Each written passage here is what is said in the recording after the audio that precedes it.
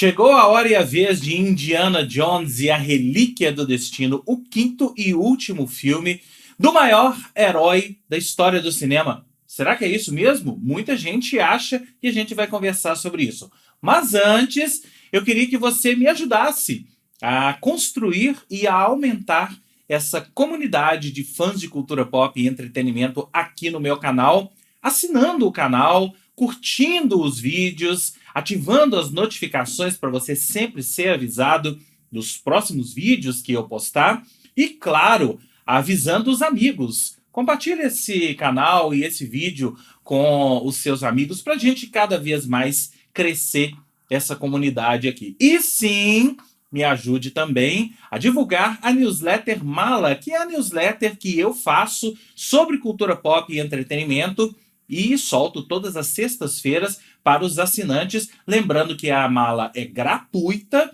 mas também tem uma versão para os assinantes, para os apoiadores da Mala, aqueles que contribuem voluntariamente com algum dinheiro para a gente poder manter essa comunidade ativa. Então é isso, o endereço está aqui embaixo, malanewsletter.substack.com. Em 1982, eu me lembro de ser levado pelo meu pai ao extinto Cine Brasil, extinto Cinema Brasil, hoje é o Cine Teatro Brasil Valorec, aqui em Belo Horizonte, para assistir a um filme de aventura.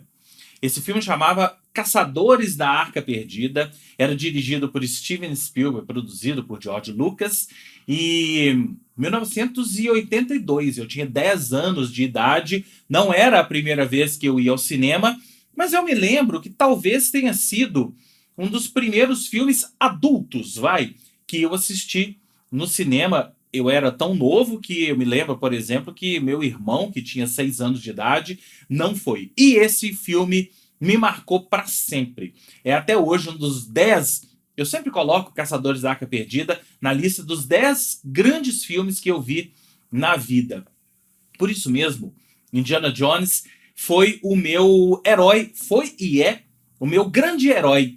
Eu não sou uma pessoa Marvel, eu não cresci lendo histórias da Marvel, eu não cresci lendo histórias da DC, eu cresci admirando Indiana Jones e outros grandes heróis do cinema.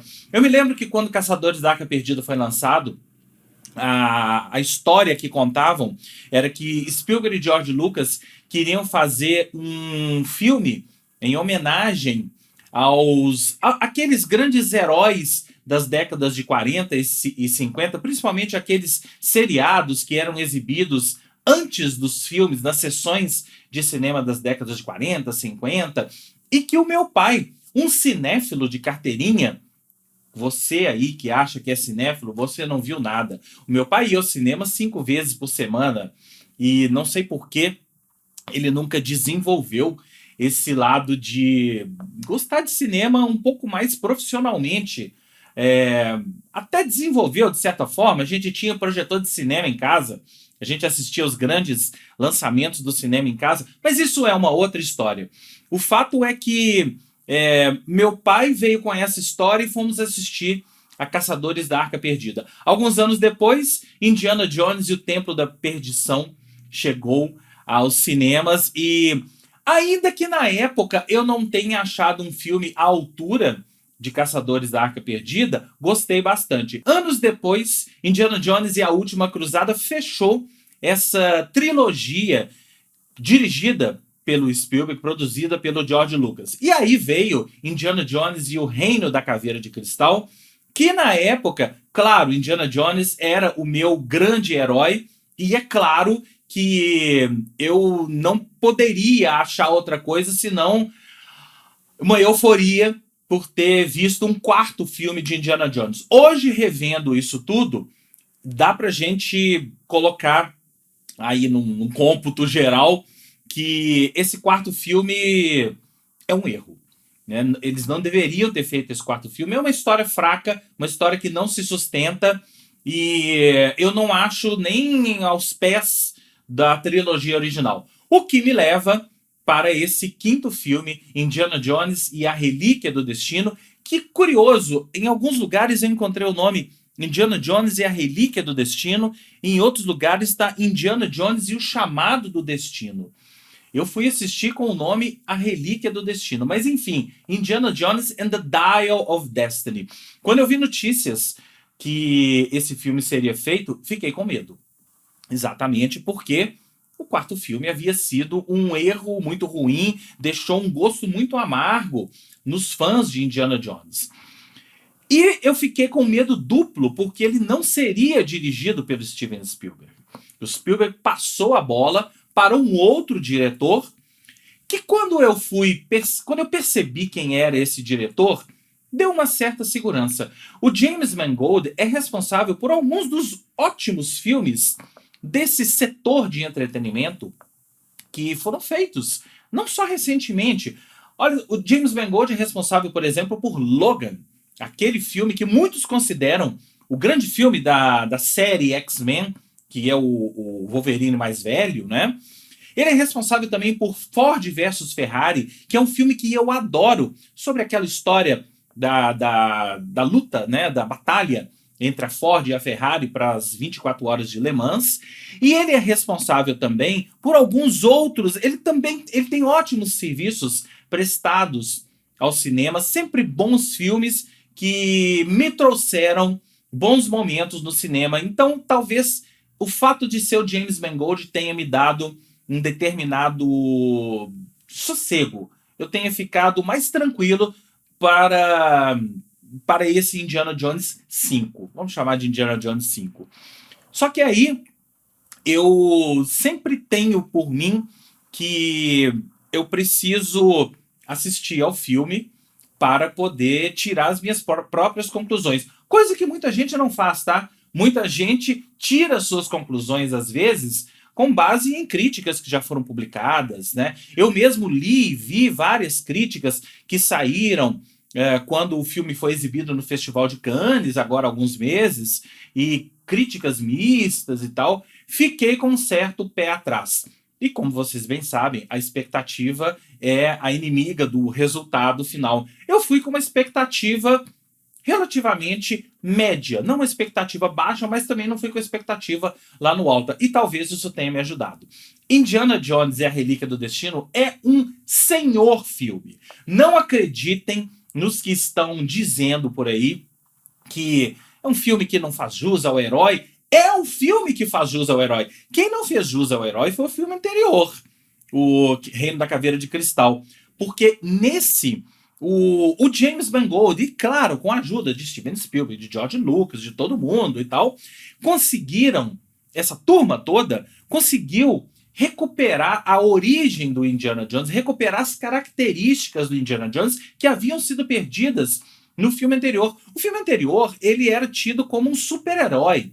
Ele era um super-herói. O Indiana Jones não é um super-herói. Ele é uma pessoa falível, ele é desajeitado, ele tem um humor ali que todo mundo sabe muito bem como é que funciona. E, claro, isso tudo é mérito de roteiro, de direção, mas, claro, é mérito de Harrison Ford. Eu acho até que no filme anterior, eles não estavam muito em conjunto sobre o tom do personagem, mas nesse sim. E isso é o mais importante desse filme. Vou combinar com vocês que eu vou dar alguns spoilers aqui. Então, se você não tiver assistido a esse Indiana Jones, dê um pause nesse filme, nesse vídeo, e volte aqui quando você tiver assistido, ok? O grande negócio desse filme é que, primeiro, ele tem uma história muito boa.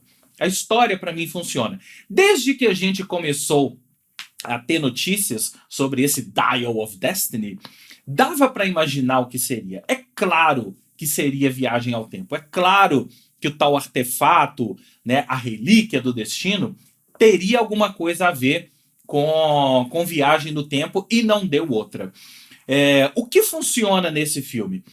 Primeiro, é uma história interessante. Você se interessa por aquele artefato, por toda a pesquisa, toda a parte de arqueologia que o Indiana Jones vai trazendo, não só o Indiana Jones, mas, por exemplo, a Helena Shaw, que é a personagem da Phoebe Waller-Bridge, que é a companheira dele nesse filme, companheira, assim, de aventuras, né? Companheira dele nesse filme, e os dois vão trazendo informações e qual é a história da tal Relíquia do Destino, como isso está ligado com Arquimedes, o grande mestre da matemática, né, e como ele construiu essa Relíquia do Destino e foi deixando as pistas. Isso remete a Caçadores da Arca Perdida. Caçadores da Arca Perdida e até o terceiro filme, né, o Última Cruzada. O segundo, nem tanto. Né, mas a esses dois filmes remete muito, e eu acho uma grande homenagem. Essas investigações arqueológicas que o Indiana Jones promove estão nesse filme, e você se interessa pela história e se interessa por saber o que vai acontecer quando eles, obviamente, colocarem a mão naquele artefato e o artefato estiver funcionando da maneira com que foi concebido. E aí, outra coisa que funciona, que essa sim é uma grande característica da série Indiana Jones, que não poderia ser deixada de lado, são as cenas de ação. E nós temos muitas cenas de ação. A primeira sequência, inclusive, eu queria destacar, que é a sequência em que a gente está no passado, lá do Indiana Jones, na década de 40 ali, e no auge do nazismo. É uma sequência que foi filmada agora, mas utilizou-se, e aí quando eu falo de inteligência artificial e técnicas de computação usadas para o bem, é exatamente essa sequência que eu queria chamar a atenção. Eu sempre falo isso aqui, que o CGI ele tem que ser bem utilizado e utilizado para o bem. E nessa sequência, ele é utilizado para o bem porque o rejuvenescimento dos personagens é impressionante. Não só do Harrison Ford, mas do Mads Mikkelsen também, que é o vilão do filme, né, o Jürgen Voller. O rejuvenescimento deles é algo impressionante, como a gente nunca havia visto no cinema, o que nos leva a pensar, às vezes, se essa sequência não teria sido filmada lá atrás. Não, ela foi filmada agora. E mesmo essa sequência inicial, ela tem uma grande homenagem. O filme é cheio de easter eggs que remetem a outros Indiana Jones. Por exemplo, caminhar em cima do trem, a gente já viu isso em outros filmes, né? Que está nessa sequência, algo que está nessa sequência, e briga em cima de um trem, luta em cima de um trem. Isso está nesse filme e é uma homenagem à própria série Indiana Jones. A parte essa sequência, todas as cenas de ação do filme são muito bem feitas, muito bem filmadas, coisa que o James Mangold sabe fazer. E é aí que está um outro grande mérito do James Mangold, conseguir extrair boas sequências de ação que o Steven Spielberg sabe fazer com maestria. Mas como é você entregar um filme como esse Indiana Jones 5 para um outro diretor e mandar ele fazer sequências de ação? Imagina você, caro cineasta, que pega um Indiana Jones 5 para fazer e tem Steven Spielberg ali do seu lado, meio que olhando, né? O que esse cara tá fazendo? Não foi assim. A gente até já leu que o Steven Spielberg assistiu o filme depois, né, e ficou impressionado com o que o James Mangold conseguiu fazer, e eu também. Ainda que algumas sequências sejam parecidas com as outras, mas essa é a cerne de Indiana Jones. Né? Se você pegar a série inteira Indiana Jones, você vai achar sequências de ação parecidas com as outras. Mas isso, na minha concepção, é também uma homenagem às grandes sequências de ação dos outros Indiana Jones. Nesse filme ele tá em trem, ele sobe em cavalo, coisa que ele já fez em outros filmes. Ele sobe em moto, coisa que ele já fez em outros filmes. Então todas as sequências de ação têm um pouquinho de outras sequências de ação de outros filmes do Indiana Jones. Outra coisa que merece destaque é o elenco do filme. Eu acho que a Phoebe Waller-Bridge, fazendo o papel da Helena Shaw, que é a afilhada do Indiana Jones, e tem ali uns interesses escusos no tal artefato, na tal relíquia do destino, funciona muito bem. A química entre os dois é muito boa, coisa que eu também tinha medo. Mas a química funciona. A Phoebe Waller-Bridge traz um frescor a esse filme e até rivaliza ali com o Harrison Ford em determinados momentos, rivaliza no sentido de atrair as atenções para si em determinados momentos que naturalmente seriam momentos para o Harrison Ford brilhar. Mas ela consegue colocar essa atenção em torno dela, mas obviamente a gente sabe que a grande estrela é o Harrison Ford, é o Indiana Jones. O Mads Mikkelsen também, como o vilão, o alemão, o Jürgen Voller, também está muito bem. Mads Mikkelsen é um ator que eu particularmente gosto muito, e sempre que ele está num filme, eu já coloco, já elevo o filme um pouco mais, porque eu sei que o filme vai ter um algo mais, o Mads Mikkelsen vai dar esse algo mais para o filme. Sobre o andamento do filme, acho que ele também funciona muito bem. Como eu disse no início, a história do filme, que é interessante, você vai se interessando por esse quebra-cabeça, pelo quebra-cabeça em torno daquilo, e claro, todo mundo já imaginava que fosse ter viagem no tempo. Eu não imaginava o que eles fossem fazer com essa viagem no tempo, mas acho que a solução... Viagem no tempo é uma coisa muito difícil, porque a gente já viu várias histórias de viagem no tempo, e é difícil você conseguir extrair uma coisa nova de viagem no tempo. Mas você não precisa fazer uma coisa necessariamente muito nova. Você pode construir uma viagem no tempo a favor da sua história e sem que isso se torne repetição de outras viagens no tempo, como eu acho que é o que acontece aqui. A gente não vê aqui algo como De Volta para o Futuro ou coisas do tipo, mas a gente vê uma viagem no tempo muito apropriada para o personagem Indiana Jones, e é muito emocionante ver, aqui claro tem spoiler, né, o Indiana Jones se encontrando com o Arquimedes. Você imagina um cara que passou a vida inteira estudando gênios como Arquimedes e outras pessoas, né, estudando e indo atrás de artefatos e da história e de tudo que envolve esses grandes gênios da ciência. O Indiana Jones é um cientista, é um homem da ciência. E você vê um cara como ele, um homem da ciência, se encontrando com outro grande homem da ciência, é particularmente emocionante. Eu não sei quanto a vocês, atenção, tô falando, tem spoiler, tá? Eu não sei quanto a vocês, mas eu achei que ele fosse ficar no passado e não fosse voltar para o presente, o que me leva ao final do filme, que eu também achei surpreendente. Foi muito bonito ver a volta da Marion, a reconciliação dos dois, e muito bonito ver também que o final do personagem Indiana Jones, sim, porque é um final de personagem, a gente nunca mais vai ver o Indiana Jones. Agora sim, Harrison Ford já tá velho, já falou que vai se aposentar e por aí vai.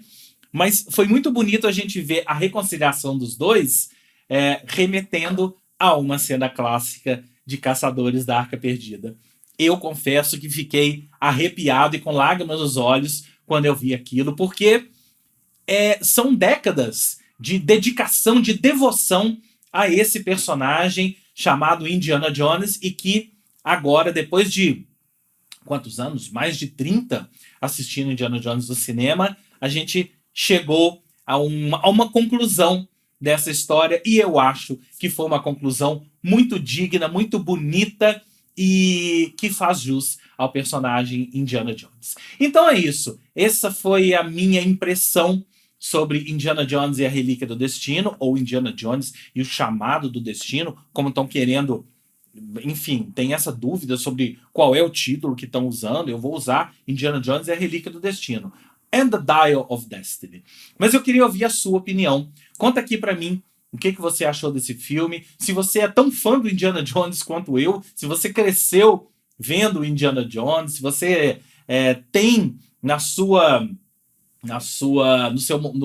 cinefilia um pouco desse personagem, se você acha que ele contribuiu para a sua cinefilia, e o que você achou do final, dessa conclusão desse personagem, não só desse filme, mas de toda essa saga Indiana Jones e do personagem Indiana Jones. E não deixe de assinar esse canal, de ativar as notificações, de dar um like nesse vídeo, compartilhar esse vídeo com os amigos e, claro, assinar a minha newsletter Mala sobre Cultura Pop, que vai todas as sextas-feiras para os e-mails das pessoas cadastradas, para os assinantes. É isso. Este foi mais um vídeo aqui do canal Rodrigo James sobre cinema, e eu volto a qualquer momento com mais vídeos sobre cinema, sobre séries, sobre música, sobre cultura pop e entretenimento e sobre a vida em geral. Um grande abraço.